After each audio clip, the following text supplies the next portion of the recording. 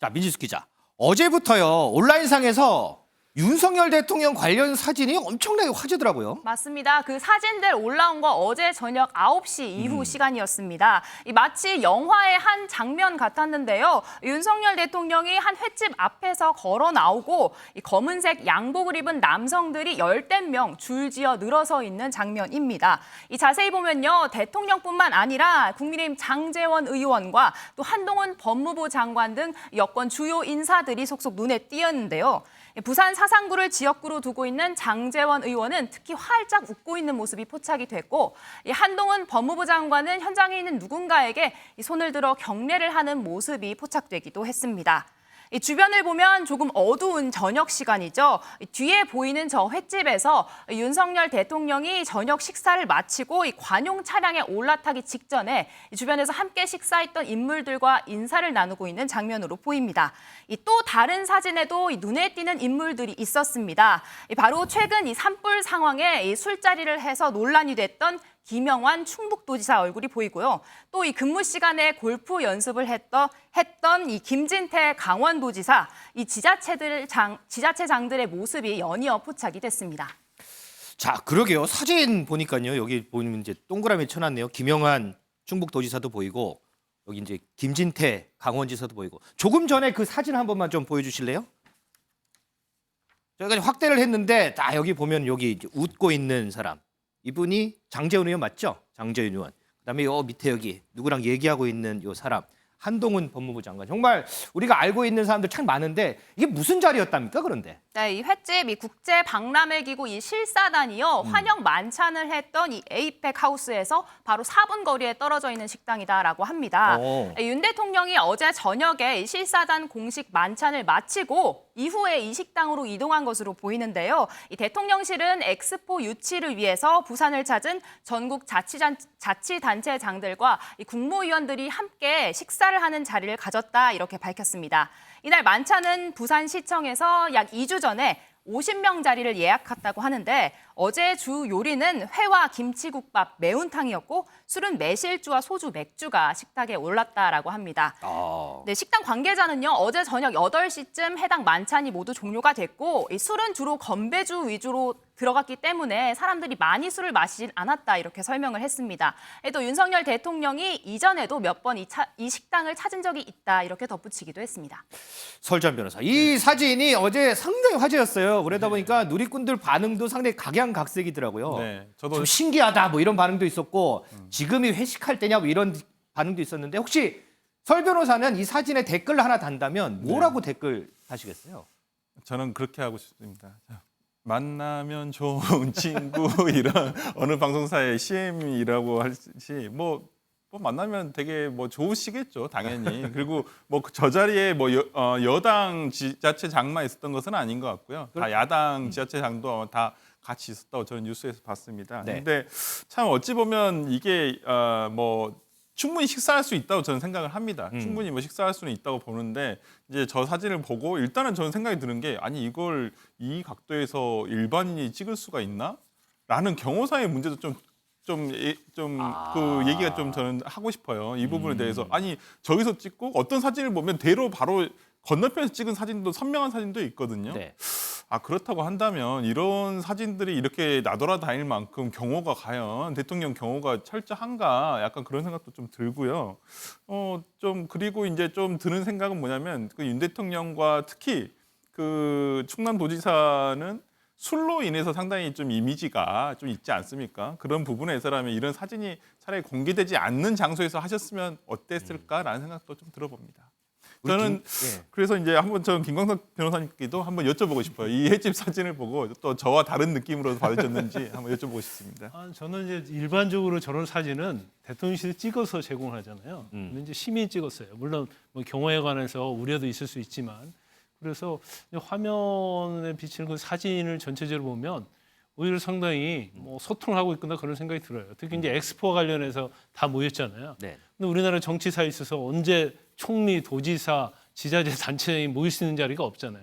그 엑스포라는 것은 이제 부산에 엑스포를 유치하지만 사실은 각 도지 전국에 사실은 뭐 관광이랄지 여러 가지 승수효과가 있는 거거든요. 그렇죠. 뭐. 그래서 여야를 막론하고 합심해서 엑스포를 유치하자 이런 뜻이 좋았고 아마 그것도 아마 대통령실에서 제안해서 왔을 거예요. 근데 와서 그냥 행사만 하고 갈 수가 없으니까 뭐 술을 했을 거고 또 식사를 했을 거예요. 근데 술도 뭐 들어보니까 뭐 폭탄주 먹고 그런 게 아니고 건배 정도 해서 뭐 적당히 마셨다고 그럽니다. 그래서 오히려 저런 것이 일부러 정치를 통해서 뭐 통합을 일부러 하기보다는 똑같은 목적이 있고 같이 자연스럽게 만날 수 있는 저런 기회, 뭐 이런 것들이 오히려 이제 앞으로 정치에 있어서도 서로 화합하고 통합하고 그런 게 있어서 뭐 도움이 될 수 있지 않을까 싶습니다.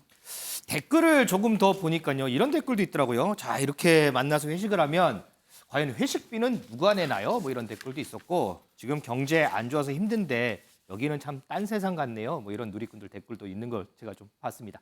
미디스 기자, 이 시간이 뭐 8시, 9시 이때쯤이라 그랬잖아요. 그 전에 중요한 회의 하나 있었잖아요. 어제 우리도 이제 생중계로 전해졌는데 중앙지방 협력회의 그 회의 있었는데 여기서도 눈길 끄는 장면이 있었다면서요? 맞습니다. 사실 각 지역 지자체장 그 회의에 참석하기 위해서 어제 일정을 했는데요. 이 홍준표 대구시장과 김진태 강원도지사가 특히 주목을 받았습니다. 영상으로 보고 오시죠.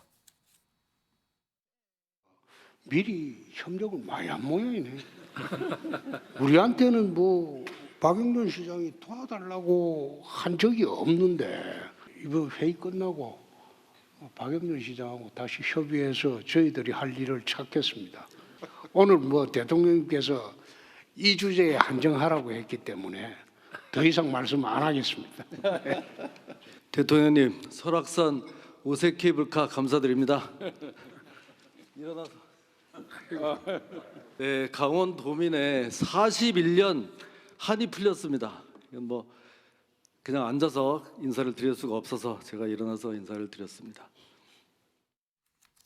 네, 방금 보신 대로 이 폴더 인사를 한 김진태 지사, 엑스포에 대한 논의에 좀 집중해달라 이런 여러 번 언급이 있었는데요. 본인의 발언 시간 절반 이상을 강원도 현안에 대한 이야기를 꺼내서 조금 논란이 됐습니다. 이렇게 지자체 이야기에 너무 많이 시간을 쏟은 김진태 지사와 달리 이 홍준표 시장은 한마디도 보태지 않아서 오히려 더 주목을 받았습니다. 자, 이 홍준표 대구시장 얘기 나온 김에 요거 하나만 좀 짚어볼게요. 김광선 변호사. 홍 시장이 요즘에 SNS를 통해서 당 얘기 엄청 많이 하잖아요. 오늘도 한마디 했더라고요.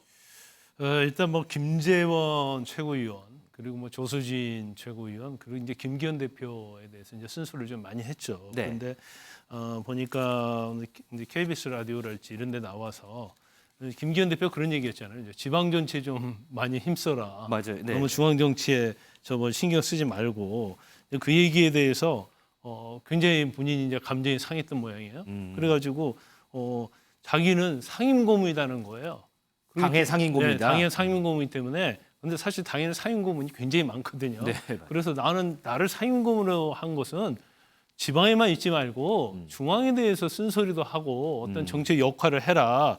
그래갖고 임명한 거 아니냐. 그건 나의 권한과 임무다. 그리고 자기가 그 지방에서 밑에서 보니까 서울에서 중앙에서 너무 엉터리 같이 일을 한다는 거예요. 그래서 거기에 대해서 지적하는 건데 이게 나에게 과연 그런 소리를 할 자격이 있느냐. 아하. 일종의 당대표 당신이나 똑바로 하십시오. 이제 그런 취지의 어떤 이 얘기예요. 그래서 저는 이제 대구시장으로서 어떤 홍준표의 역할 이제 그런 것은 어느 정도 뭐 긍정적인 측면도 있고 부정적인 측면도 있다고 봐요. 근데 본인이 다음에 대권 후보를 꿈꾸잖아요. 그렇죠. 근데 사실 지방자치에서 대구시장만 역할을 하면 묻혀버리거든요. 그러니까 물론 뭐 국민의힘이 잘 되라는 쓴소리도 있지만 자기의 어떤 정치적인 목적, 정치적으로 어떤 드러내고 싶은데 그런 것도 상당히 저는 작용한다고 봐요. 그래서 그게 정치인들이 제일 싫어하는 거잖아요. 그렇죠. 잊혀지는 걸 제일 싫어하죠. 네. 그래서 홍준표 시장의 이런 분은 뭐 플러스 마이너스 있다고 봐요. 그런데 상당히 이제 강하게 이 얘기를 하면서 주위에서 많이 비판도 받고 하잖아요. 그래서 우리 설 변호사님께서 어떻게 생각하세요? 홍준표 시장의 예전부터 뭐 굉장히 막말도 많이 했지만 최근에 중앙 정치와 관련된 어떤 행보, 언사 이런 것은 어떻게 보십니까? 일단 정치인들은 본인 부고 기사 외에는 다 좋아한다. 비난 기사든 어떤 좋은 기사든 어떻게 부각되는 걸 굉장히 좋아하고 어찌 보면 연예인하고 좀 비슷한 게 이게 참 잊혀지는 거. 정말 무풀이 악플보다 더 안 좋다고 하지 않습니까? 그렇기 때문에 아마 홍준표 대구시장님의 이러한 어찌 보면 그 SNS 정치 아니면 어떤 본인의 존재감을 부각시키기 위한 행동 뭐 이렇게 말씀하시더라고요. 그리고 또 시장에 대해서도 오늘 인터뷰 저도 들었었는데요. 이건 정치인의 일기다.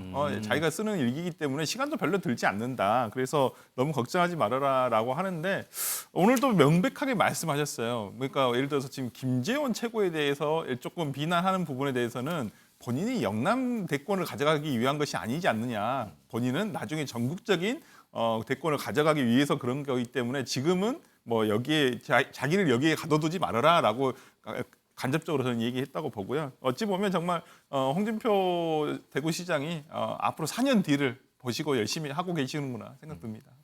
자, 역시 보면 이제 얘기를 들어보면 이 평가는 정말 가지각색대로 이렇게 나뉘는 것 같습니다. 우리 시청자 여러분들은 어떻게 생각하시는지 그 부분도 좀 궁금합니다.